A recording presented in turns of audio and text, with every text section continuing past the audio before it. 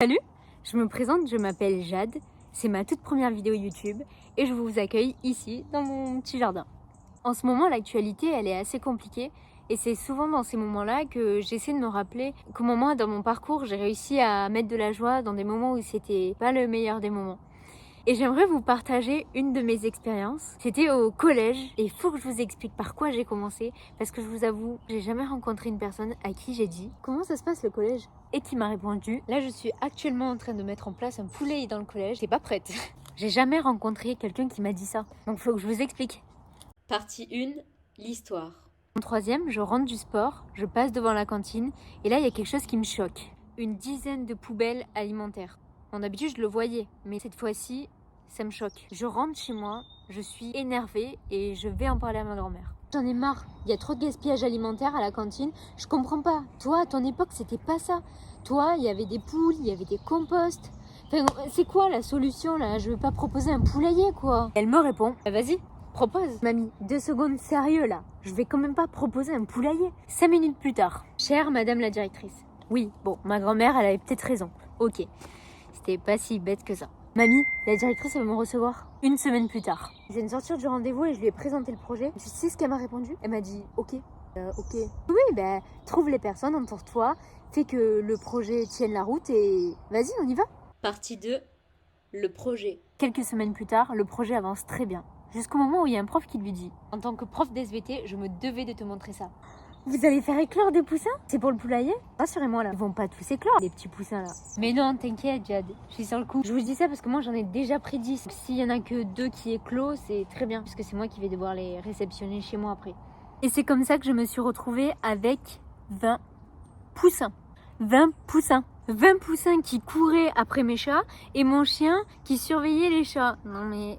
Et à mes parents, je leur ai dit 20 poussins, ça fait pas beaucoup. C'est moi qui vais m'en occuper, je leur trouverai une famille, je vendrai les œufs, ça nous fera une rentrée d'argent, on pourra réduire nos déchets alimentaires et de toute façon, faut que j'aille au bout du projet, non? Une fois toutes les parties convaincues, tout le monde s'est mis à l'œuvre. Les profs ont même commencé à construire le poulailler pendant leur week-end en échange d'œufs. Pour ma part et avec d'autres élèves, on a fait des affiches de sensibilisation pour prévenir toutes les personnes de l'arrivée des poules dans le collège. On est ensuite allé voir les cantiniers pour leur proposer qu'ils demandent aux élèves la proportion qu'ils voulaient dans leur assiette afin que ça se finisse pas jeté. Après ça, j'ai essayé de manger en première pour être la première au débarrassage des élèves. J'étais là avec mon seau, j'attendais que les élèves arrivent et je leur expliquais que ce qu'ils avaient mangé pouvait être réduit à la source, qu'ils demandent moins aux cantiniers parce que ça allait finir aux poules et s'il n'y avait pas de poules, ça finissait à la poubelle. Après avoir fait une sensibilisation sur l'alimentation et avoir trié, je me rendais aux poules avec d'autres élèves et qui venaient se sensibiliser avec moi. Je leur expliquais ce qu'on pouvait ou ce qu'on pouvait pas donner à manger aux poules et quelle était leur alimentation. Ce qui était hyper cool et hyper intéressant dans le projet, c'est que le matin avec les profs, on partait récupérer les œufs qu'on vendait aux profs, ce qui nous permettait de financer le FSE, le Fonds social éducatif, et nous permettre à nous, collégiens, de faire d'autres sorties éducatives ou sportives et de financer l'alimentation des poules aussi, comme des graines. Salut, moi je viens de débarquer sur ta vidéo, je trouve ça assez fou ce projet, je me demande à quel moment on peut créer des projets comme ça et j'ai plein de questions à te poser. Partie 3, les questions. Actuellement, tu es étudiante et il en est où le projet? Après ça, je suis rentrée au lycée et en fin de troisième, j'avais prévu la passation, mais peut-être pas si bien que ça parce que moi, j'étais une personne hyper motivée et les personnes que j'avais choisies ne l'étaient peut-être pas autant que moi, même s'il y avait des personnes et des profs moteurs.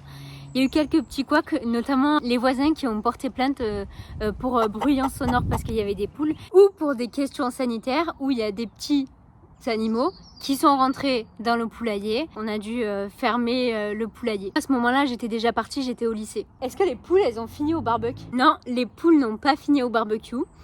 Il y a une partie qui est restée chez moi. Là, j'en ai encore 3.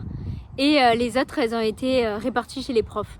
Est-ce que tu aurais d'autres anecdotes à nous raconter? Oui, un jour, j'étais en cours d'anglais. Les poules étaient en train de pondre et on avait la fenêtre ouverte. Et quand elles pondent, elles font du bruit. Et il y a ma prof d'anglais qui me dit Jade, tu pourrais pas calmer tes poules là? Devant tous les élèves. Autre anecdote, quand j'avais perm, je demandais aux pions de me laisser sortir pour que je puisse, moi, laisser gambader les poules dehors et que je puisse les surveiller parce qu'il y avait un peu d'herbe qui fait ça, quoi. Après, ce que je raconte pas, c'est qu'on doit courir après les poules pour les récupérer et les rentrer dans le poulailler. Ça, c'est une autre histoire. Dernière anecdote, cette année, je passais le brevet et je faisais partie de la nouvelle réforme, là où on pouvait proposer le projet de nos choix. Évidemment, j'ai proposé le projet du poulailler. Et je me suis retrouvée en jury avec tous mes profs, évidemment, qui achetaient les œufs. Ils connaissaient déjà le projet. Si je résume, ton objectif, c'était pas de t'engager, mais de répondre à une problématique, c'est ça ? Pour moi, c'était pas du tout un engagement ni un déclic écologique parce que pour moi, c'est un cheminement, mais ça a été plutôt du fun. Je me suis pas posé toutes ces questions. Je me suis juste dit que ça m'amusait et que ça me challengeait et on y allait quoi. Ici, ce que j'oublie de dire, c'est que mon objectif principal était de réduire le gaspillage alimentaire, mais qu'il y ait aussi une réelle prise de conscience par rapport à notre rapport à l'alimentation, et qu'avec un projet assez décalé et une rentrée d'argent, ça pouvait convaincre assez de personnes. Et finalement, j'ai embarqué plein de personnes, des profs, des élèves, des cantiniers. Ça nous a amené à nous poser des questions qu'on ne se posait pas auparavant, et on s'est posé des questions sur l'alimentation, qui est un sujet hyper important. C'est ici que se terminent mes petites péripéties sur le collège. J'ai encore celle du lycée à vous raconter, mais ça sera dans une prochaine vidéo. À une prochaine. Oh my god, j'ai mal aux jambes. Ah, coupé. Et quand c'est pas les oiseaux, c'est les chiens. Merci beaucoup d'être resté jusqu'ici. N'hésite pas à liker ou à me laisser un commentaire pour me faire des suggestions ou simplement me donner ton avis. J'ai pris un réel plaisir à faire cette vidéo, alors n'hésite pas et à la prochaine. Allez.